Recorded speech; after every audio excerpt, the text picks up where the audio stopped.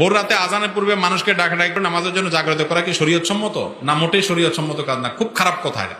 অনেক মসজিদ থেকে আপনারা এগুলো করেন, মাইক দিয়া, বিশেষ করে রমজান মাসে ওই 3টা থেকে নিয়ে আরে সুর।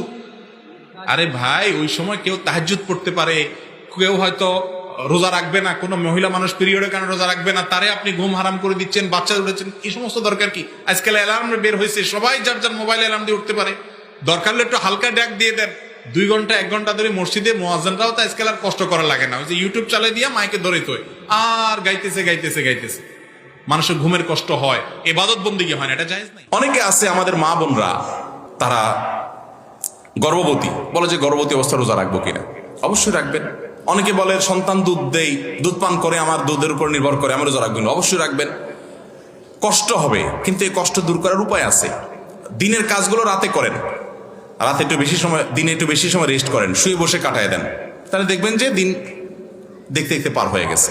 বিভিন্নভাবে চেষ্টা করলে সম্ভব হয়। আর নিরুপায় হয়ে গেলে তখন তো অবশ্যই, কিছু মায়েরা আছেন যে গর্ভবতী অবস্থায় তারা কিছুই পান করতে পারেন না, খেতে পারেন না, অনবরত বমি হয়, ভয়ঙ্কর অবস্থা, বেড রেস্টে চলে যায়, স্যালাইনে থাকতে হয়, তাদের কথা ভিন্ন।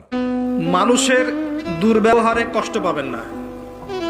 যখন কাছের মানুষরা আপনাকে কষ্ট দিবে, এবং কাছের মানুষ কষ্ট আপনাকে দিবেই, কাছের মানুষটা আপনাকে বেশি কষ্ট দিবে জীবনে, তখন আপনি কষ্ট পাবেন না যদি আল্লাহর জন্য ওদেরকে ভালোবাসেন।